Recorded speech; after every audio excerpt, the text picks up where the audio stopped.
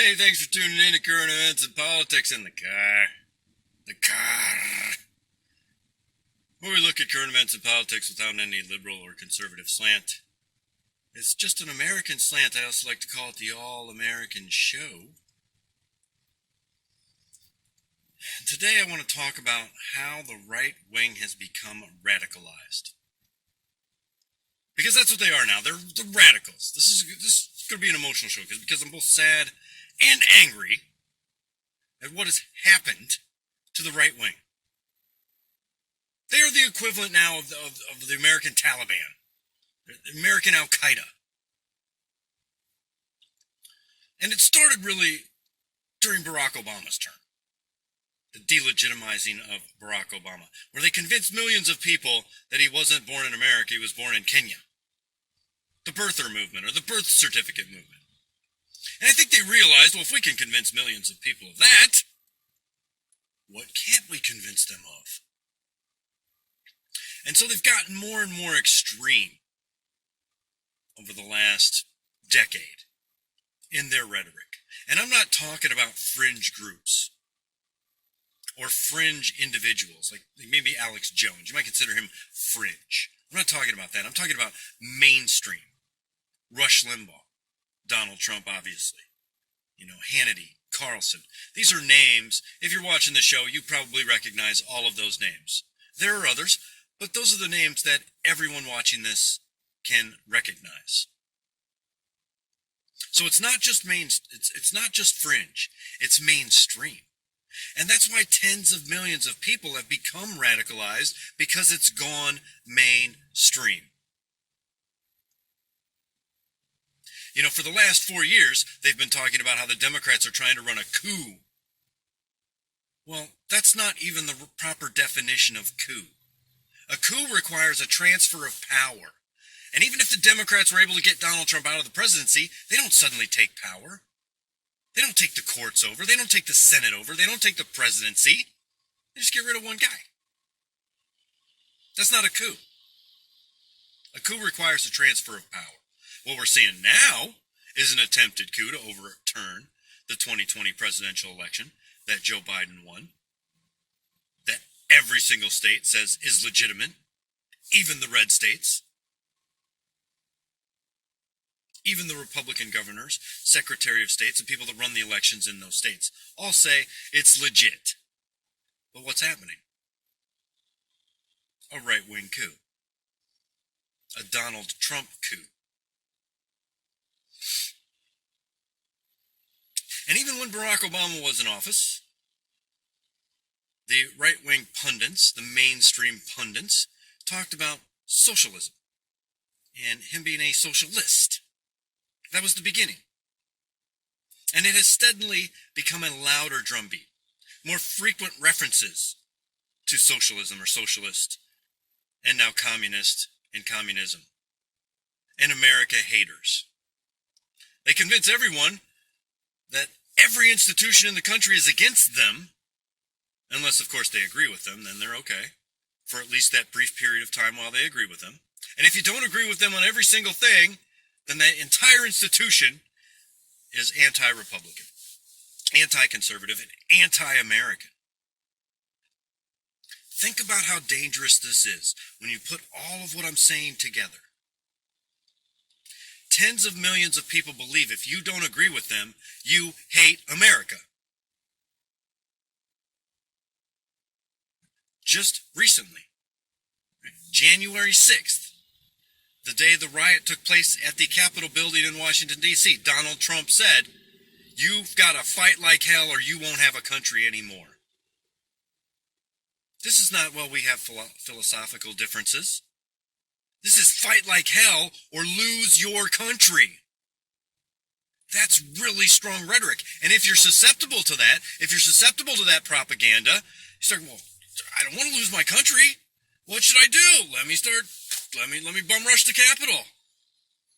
Maybe we can, take some Capitol members hostage, some Congress members hostage.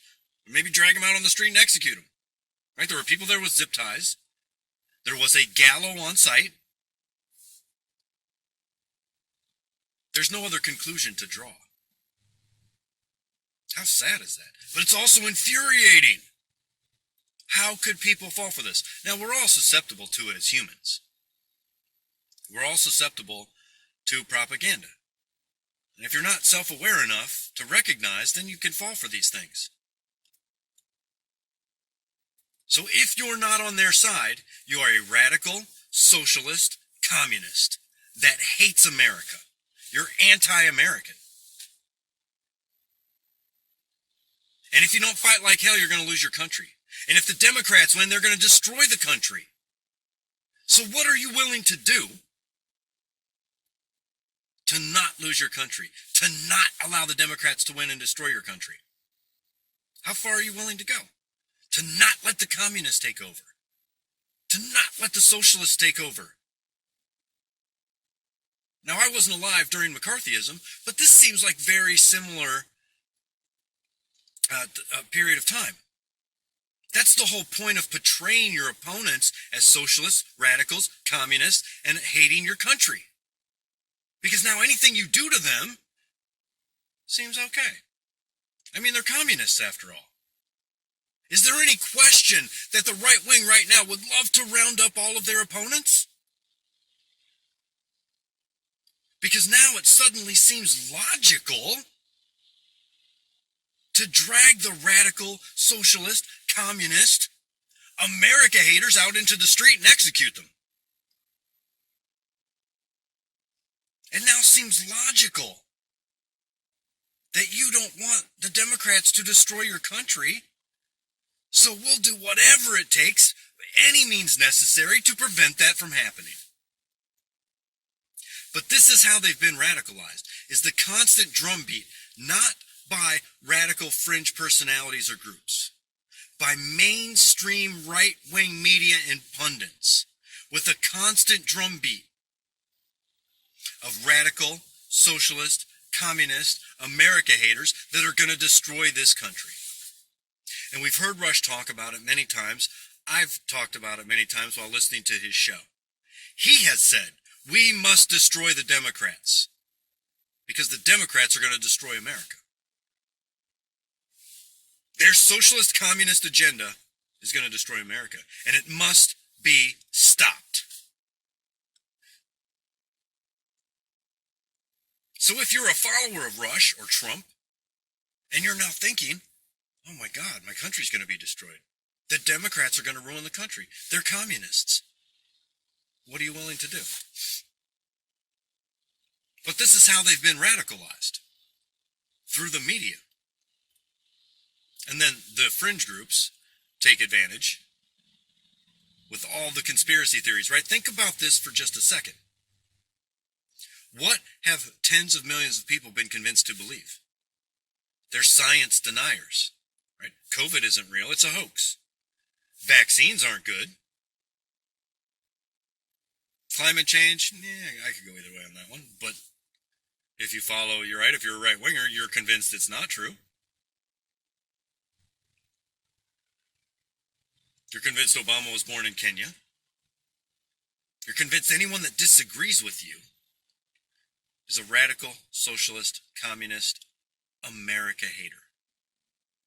Now, I'm sure you can list many more examples in the comments of what these folks have been convinced to believe. It's no longer we just disagree. We philosophically disagree with Democrats. It's they're going to destroy America. And if you don't fight like hell, you'll no longer have a country. That anyone that disagrees with you is a communist and hates America. Think about how dangerous that is. As I just said, look what we were willing to do in the 50s under McCarthyism to people we thought were communists or people we branded as communists. That's happening right now. Fortunately, the majority of Americans don't believe it. But 74 million people voted for Donald Trump. Tens of millions of people listen to Rush Limbaugh and follow Donald Trump. And they are pushing these radical ideas.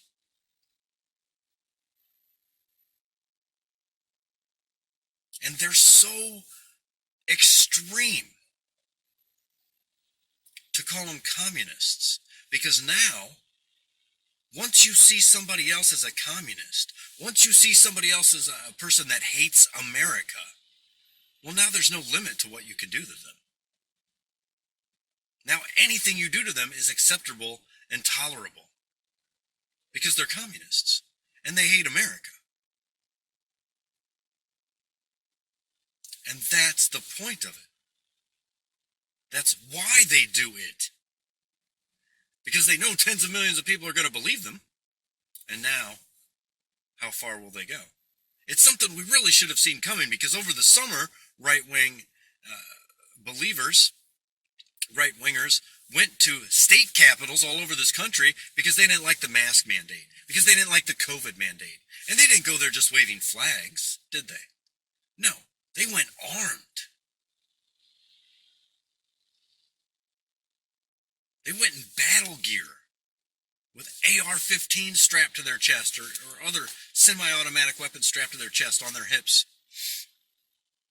All kinds of weaponry, really laying siege to these capitals, just as they did in Washington, D.C. on January 6th.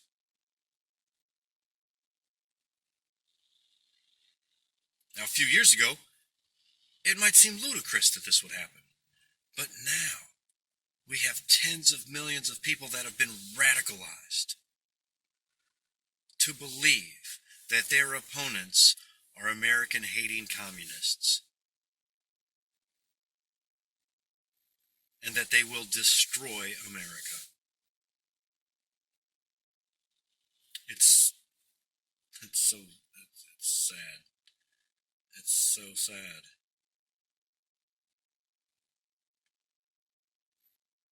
And I'm against, limiting their speech, kicking them off social media. I wish just tens of millions of humans would just stop listening to them and go, oh my God, this is nuts. Look at what I'm doing to my fellow Americans. Look at what I've been led to believe. And now, what I'm willing to do, to storm the Capitol, to take American legislators hostage. Now, that didn't happen. But what else were they going to do? What did you think they were there to do? If they had run into Nancy Pelosi in the congressional chamber, what do you think they would have done? Sat down and poured tea and had crumpets together? Of course not. They weren't there to sit down and have some kind of rational conversation, were they? No. We all know what they were there for, and what they would have done, given the opportunity. Now, not all of them. Certainly some of them would have. There's no other reason to be carrying zip ties and have a gallows on site. I mean, they were chanting, hang Mike Pence, hang Mike Pence, hang Mike Pence. They were chanting those words. We're supposed to believe that's just rhetoric? No. It's the radicalized right wing. That's what they have become. And it's not because of fringe groups somehow infiltrating social media and tens of millions of people listening and watching. It's mainstream right-wing pundits. And if you know someone, just talk to them and say, look how you've been radicalized. Do you really think I'm a communist? You think your dad's a communist? Your brother, your sister, your son? Your aunt, your uncle, your friend? Think I'm a communist? This is what you've been led to believe.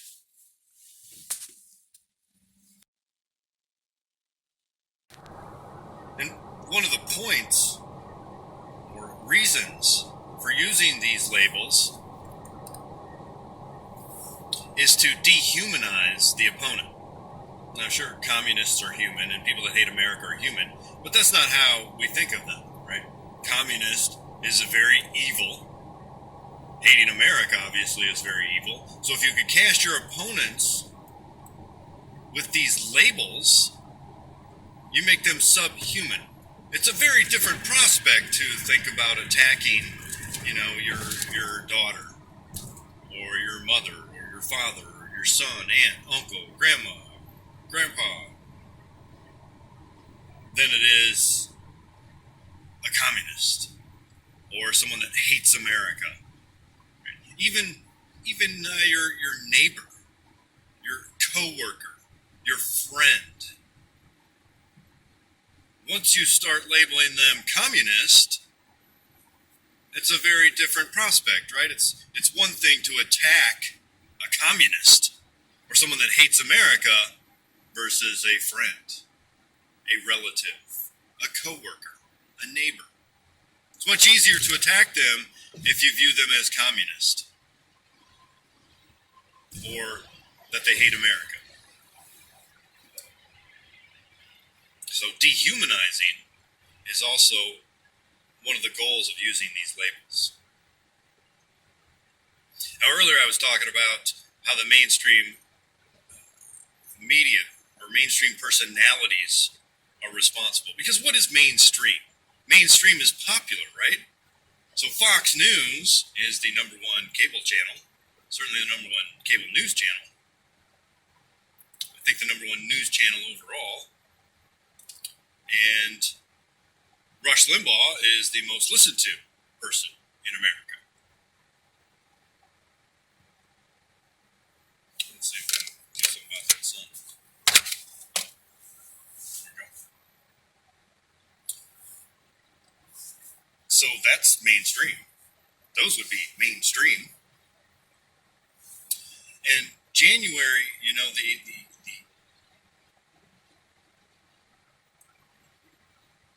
so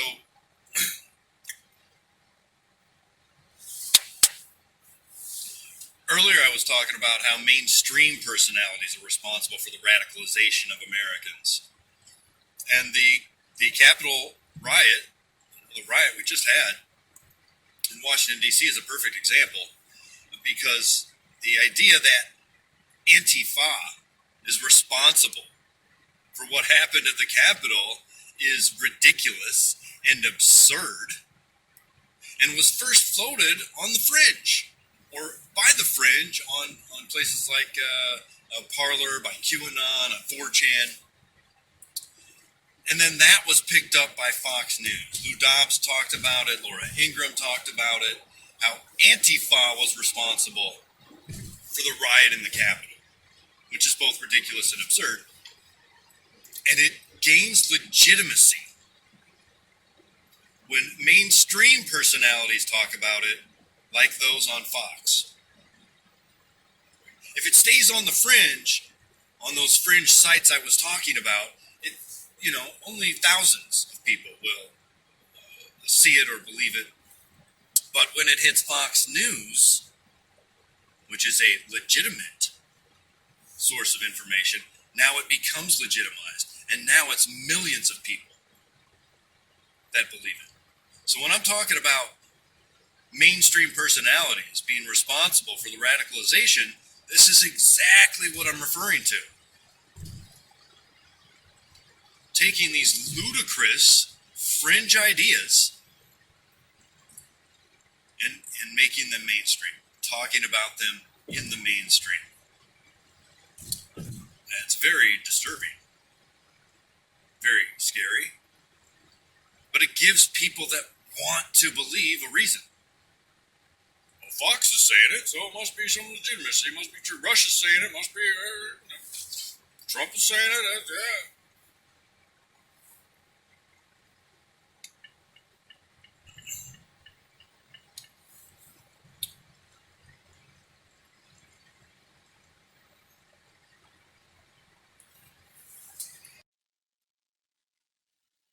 Think about that. Thanks for watching Current Events and Politics in the Car today, where we talk about subjects without any liberal or conservative slant. Just an American slant. I also like to call it the All-American Show. I hope you have a great All-American Day.